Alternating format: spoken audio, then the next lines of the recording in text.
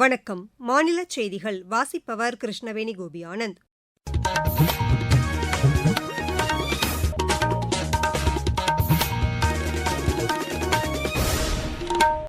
தலைப்புச் செய்திகள்: அரிய வகை கனிமவள உற்பத்தி தொழில்நுட்பத்தை மேம்படுத்த நடவடிக்கை எடுக்கப்பட்டுள்ளதாக மத்திய அமைச்சர் திரு அஸ்வினி வைஷ்ணவ் தெரிவித்துள்ளார். விவசாய கடன்களை வரம்புகள் ஏதுமின்றி முழுமையாக தள்ளுபடி செய்வது குறித்து பரிசீலிக்கப்பட்டு வருவதாக மாநில நிதியமைச்சர் திரு மரிய வில்சன் தெரிவித்துள்ளார். அஇஅதிமுகவின் 4 சட்டமன்ற உறுப்பினர்கள் ராஜினாமா விவகாரத்தில் குதிரை பேரம் நடந்துள்ளதாகவும் இதுகுறித்து ஆளுநர் நடவடிக்கை எடுக்க வேண்டும் என்றும் அக்கட்சி வலியுறுத்தியுள்ளது.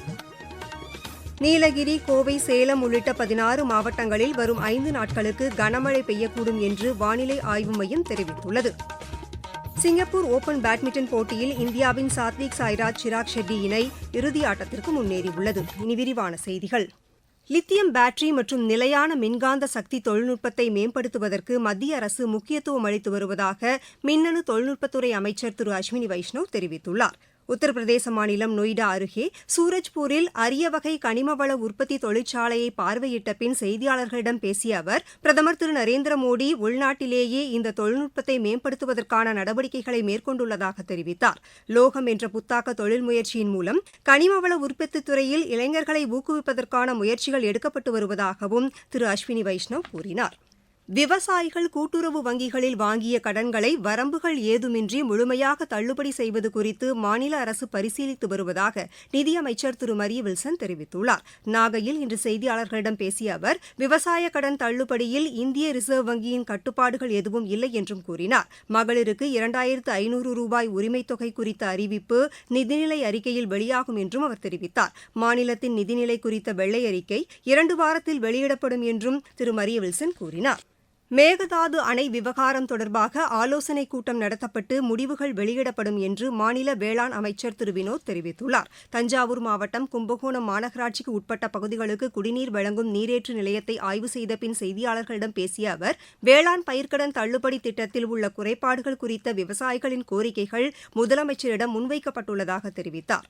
அவை பரிசீலிக்கப்பட்டு அது தொடர்பான அறிவிப்பு வெளியிடப்படும் என்றும் அவர் கூறினார். கும்பகோணம் நகருக்கு நாளொன்றுக்கு 20 மில்லியன் லிட்டர் குடிநீர் தேவைப்படும் நிலையில் தற்போது 16 முதல் 17 மில்லியன் லிட்டர் வரை மட்டுமே குடிநீர் கிடைப்பதாக அவர் கூறினார். இந்த பற்றாக்குறையை விரைவில் சரி செய்து தேவையான அளவு குடிநீர் வழங்க நடவடிக்கை எடுக்கப்பட்டு வருவதாகவும் அவர் தெரிவித்தார். தில்லியில் அண்மையில் நடைபெற்ற வேளாண் துறை அமைச்சர்கள் மாநாட்டில் பங்கேற்றது பயனுள்ளதாக அமைந்ததாக கூறிய திரு வினோத், விதை நெல், உரம், யூரியா மற்றும் விவசாயத்துறைக்கான நிதி ஒதுக்கீடு குறித்து மத்திய அரசு ஆலோசனை நடத்தியதாக தெரிவித்தார். அரசு கல்லூரி மாணவர் மாணவியர் விடுதிகளில் தரமற்ற உணவு வழங்கினால் கடும் நடவடிக்கை எடுக்கப்படும் என்று மாநில சமூக நீதித்துறை அமைச்சர் திரு வன்னியரசு எச்சரிக்கை விடுத்துள்ளார். கோவை மாவட்டத்தில் உள்ள சமூக நீதி மற்றும் பழங்குடியினர் நல மாணவியர் விடுதியில் ஆய்வு மேற்கொண்ட பின் செய்தியாளர்களிடம் பேசிய அவர், உணவின் தரம் குறித்து மாணவியரிடமிருந்து வந்துள்ள புகாரின் அடிப்படையில் இந்த ஆய்வு மேற்கொள்ளப்பட்டதாக தெரிவித்தார். மாணவியர் விடுதியிலிருந்து கல்லூரிக்கு செல்ல பேருந்து வசதி ஏற்படுத்தி தர வேண்டும், அவர்கள் பயன்படுத்தும் சாலையில் உள்ள டாஸ்மாக் மதுபான கடையை அகற்ற வேண்டும் என்ற கோரிக்கை குறித்து பரிசீலித்து நடவடிக்கை எடுக்கப்படும் என்றும் திரு வன்னியரசு கூறினார்.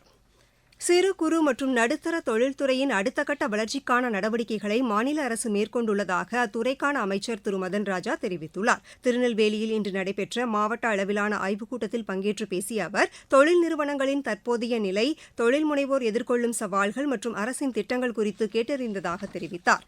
மாணவர்களின் தனித்திறமையை கண்டறிந்து அவற்றை வெளிக்கொண்டு வருவதற்கான முயற்சியை மாநில அரசு மேற்கொள்ளும் என்று அமைச்சர் திருமதி கமலி தெரிவித்துள்ளார். திருப்பூரில் அரசு பள்ளி மாணவர்களுக்கான கோடைக்கால சிறப்பு முகாமில் கலந்து கொண்டு பேசிய அவர், கல்வியுடன் ஒழுக்கமும் இணைந்தால் மாணவர்கள் வாழ்க்கையில் வெற்றி பெறுவது நிச்சயம் என்று குறிப்பிட்டார். இலக்கை நோக்கிய பயணத்தை மாணவர்கள் மேற்கொள்ள வேண்டும் என்றும் திருமதி கமலி கூறினார். நீங்கள் கேட்டுக்கொண்டிருப்பது மாநில செய்தி அறிக்கை.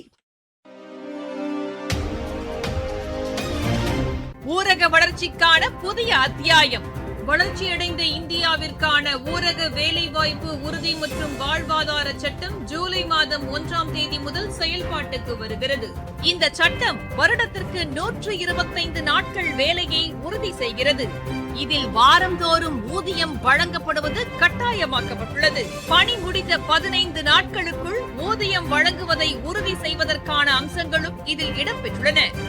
ஊதியம் காலதாமதமாக வழங்கப்பட்டால் அதற்கான இழப்பீட்டுத் தொகைக்கும் இதில் வகை செய்யப்பட்டுள்ளது. வளர்ச்சியடைந்த இந்தியாவிற்கான பயணத்தில் மோடி அரசு தொடரும் சீர்திருத்த நடவடிக்கைகள்.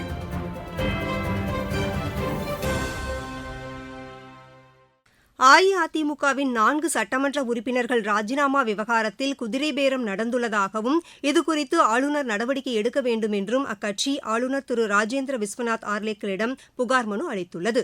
அஇஅதிமுக சட்டமன்ற கொறடா திரு அக்ரி கிருஷ்ணமூர்த்தி மற்றும் அக்கட்சியின் நாடாளுமன்ற உறுப்பினர் திரு எம் தனபால் ஆகியோர் சென்னையில் உள்ள மக்கள் மாளிகையில் ஆளுநரை சந்தித்து அளித்த மனுவில் திருமதி மரகதம் குமரவேல், திரு ஜெயக்குமார், திருமதி பி சத்யபாமா, திரு எசக்கி சுப்பையா ஆகியோர் ராஜினாமா கடிதங்களை சட்டப்பேரவைத் தலைவரிடம் அளித்தவுடன் உடனேயே அவர்கள் தாவேகாவில் இணைந்ததாக கூறப்பட்டுள்ளது. ஜனநாயக மற்றும் அரசியல் சாசன நடைமுறைகளை பாதுகாக்கும் வகையில் இப்பிரச்சினை தொடர்பாக ஆளுநர் உடனடியாக நடவடிக்கை எடுத்து சிபிஐ விசாரணைக்கு உத்தரவிட வேண்டும் என்றும் அந்த மனுவில் கோரப்பட்டுள்ளது. பின்னர் செய்தியாளர்களிடம் பேசிய திரு அக்ரி கிருஷ்ணமூர்த்தி, தாவேகா அரசு மீதான நம்பிக்கை வாக்கெடுப்பில் கொறடா உத்தரவை மீறி அரசுக்கு ஆதரவாக இந்த 4 சட்டமன்ற உறுப்பினர்களும் வாக்களித்ததாக ஆளுநரிடம் அளிக்கப்பட்ட புகாரில் கட்சியின் பொதுச் செயலாளர் திரு எடப்பாடி பழனிசாமி தெரிவித்துள்ளதாகவும் கூறினார். சட்டமன்ற செயலகம் தாவேகாவின் கட்சி அலுவலகமாக மாறி வருவதாகவும் இதனை தடுக்க ஆளுநர் நடவடிக்கை எடுக்க வேண்டும் என்று தாங்கள் வலியுறுத்தியிருப்பதாகவும் திரு அக்ரி கிருஷ்ணமூர்த்தி தெரிவித்தார். தமிழகத்தில் உள்ள முருகப்பெருமான் ஆலயங்களில் வைகாசி விசாக திருவிழா இன்று கொண்டாடப்பட்டது. மதுரை திருப்பரங்குன்றம் சுப்பிரமணிய சுவாமி திருக்கோவில், சுவாமிமலை சுவாமிநாத சுவாமி திருக்கோவில் உள்ளிட்ட பல்வேறு கோவில்களில் சிறப்பு பூஜைகள் நடைபெற்றன. திருச்செந்தூர் அருள்மிகு சுப்பிரமணிய சுவாமி திருக்கோவிலில் வைகாசி விசாக திருவிழாவை ஒட்டி விஸ்வரூப தரிசனம் நடைபெற்றதாக எமது செய்தியாளர் தெரிவிக்கிறார். தமிழ் கடவுளான முருகப்பெருமானின் அறுபடை வீடுகளில் 2ஆம் படை வீடான திருச்செந்தூர் அருள்மிகு சுப்பிரமணிய சுவாமி திருக்கோவிலில் முருகப்பெருமானின் ஜென்ம நட்சத்திர திருவிழாவான வைகாசி விசாக திருவிழா ஆண்டுதோறும் வசந்த விழாவாக 10 நாட்கள் கொண்டாடப்படுகிறது. 10ஆம் நாளான இன்று வைகாசி விசாக திருவிழா நடைபெற்றது. இதையொட்டி அதிகாலை 1 மணிக்கு திருக்கோவில் நடை திறக்கப்பட்டு விஸ்வரூப தரிசனம், உதயமார்த்தாண்ட அபிஷேகம் நடைபெற்றது. வைகாசி விசாக திருவிழாவை முன்னிட்டு ராமநாதபுரம், விருதுநகர், திருநெல்வேலி, கன்னியாகுமரி மற்றும் தூத்துக்குடி உள்ளிட்ட தென் மாவட்டத்தின் பல பகுதியிலிருந்து லட்சக்கணக்கான பக்தர்கள் கலந்து கொள்வார்கள் என்பதனால் அதற்கான பல்வேறு ஏற்பாடுகள் செய்யப்பட்டிருந்தன. சிறப்பு பேருந்து இயக்கப்பட்டன. இதுபோல் திருநெல்வேலி, திருச்செந்தூர் இடையே சிறப்பு ரயிலும் இயக்கப்பட்டது. சுமார் 800க்கும் மேற்பட்ட காவல்துறையினர் பாதுகாப்பு பணியில் ஈடுபட்டு வருகின்றனர். தூத்துக்குடி மாவட்ட செய்தியாளர் ஏ. லக்ஷ்மணன். நீலகிரி, கோவை, சேலம் உள்ளிட்ட 16 மாவட்டங்களில் ஓரிரு இடங்களில் வரும் 5 நாட்களுக்கு கனமழை பெய்யக்கூடும் என்று வானிலை ஆய்வு மையத்தின் தென்மண்டல இயக்குநர் டாக்டர் பி ஆர் துரை தெரிவித்துள்ளார்.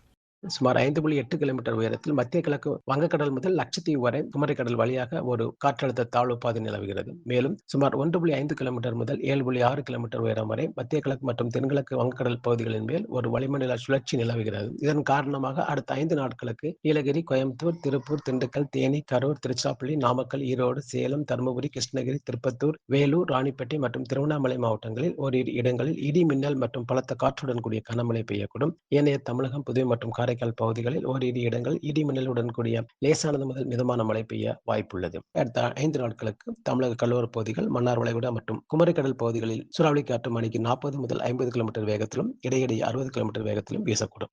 மாவட்டச் செய்திகள். சென்னை திருவான்மியூர் பகுதியில் உலக புகையிலை ஒழிப்பு தினத்தை முன்னிட்டு பிரம்மகுமாரிகள் மருத்துவத்துறை சார்பாக விழிப்புணர்வு நிகழ்ச்சி நடைபெற்றது. மாதவரம் ஏரி படகு குழாம் பகுதியில் சுமார் 7 கோடி ரூபாய் மதிப்பீட்டில் மேற்கொள்ளப்பட்டு வரும் மேம்பாட்டுப் பணிகளை சென்னை மாநகராட்சி ஆணையர் திரு சமீரன் இன்று ஆய்வு செய்தார். திருவாரூர் மாவட்டம் வடுவூர் கோதண்டராமன் கோவில் வைகாசி விசாகத்தை முன்னிட்டு கருட சேவை நடைபெற்றது. விளையாட்டுச் செய்திகள். சிங்கப்பூர் ஓபன் பேட்மிண்டன் போட்டியில் இந்தியாவின் சாத்விக் சாய்ராஜ், சிராக் ஷெட்டி இணை இறுதி ஆட்டத்திற்கு முன்னேறியுள்ளது. ஆடவர் இரட்டையர் பிரிவு அரையிறுதி ஆட்டத்தில் இந்த இணை 21-19, 21-18 என்ற செட் கணக்கில் தென்கொரியாவின் வான் ஹோ கிம் ஜியூங் ஜோ சியூ இணையை வென்றது. இந்தியா, இங்கிலாந்து அணிகளுக்கிடையான 2வது மகளிர் டுவெண்டி கிரிக்கெட் போட்டி இன்று நடைபெறுகிறது. பிரிஸ்டாலில் இப்போட்டி இன்றிரவு 7 மணிக்கு தொடங்குகிறது. மீண்டும் தலைப்புச் செய்திகள். அரிய வகை கனிமவள உற்பத்தி தொழில்நுட்பத்தை மேம்படுத்த நடவடிக்கை எடுக்கப்பட்டுள்ளதாக மத்திய அமைச்சர் திரு அஸ்வினி வைஷ்ணவ் தெரிவித்துள்ளார். விவசாய கடன்களை வரம்புகள் ஏதுமின்றி முழுமையாக தள்ளுபடி செய்வது குறித்து பரிசீலிக்கப்பட்டு வருவதாக மாநில நிதியமைச்சர் திரு மரிய வில்சன் தெரிவித்துள்ளார். அஇஅதிமுகவின் 4 சட்டமன்ற உறுப்பினர்கள் ராஜினாமா விவகாரத்தில் குதிரை பேரம் நடந்துள்ளதாகவும் இதுகுறித்து ஆளுநர் நடவடிக்கை எடுக்க வேண்டும் என்றும் அக்கட்சி வலியுறுத்தியுள்ளது. நீலகிரி, கோவை, சேலம் உள்ளிட்ட 16 மாவட்டங்களில் வரும் 5 நாட்களுக்கு கனமழை பெய்யக்கூடும் என்று வானிலை ஆய்வு மையம் தெரிவித்துள்ளது. சிங்கப்பூர் ஓபன் பேட்மிண்டன் போட்டியில் இந்தியாவின் சாத்விக் சாய்ராஜ், சிராக் ஷெட்டி இணை இறுதி ஆட்டத்திற்கு முன்னேறியுள்ளது. இத்துடன் இந்த செய்தி அறிக்கை நிறைவடைகிறது.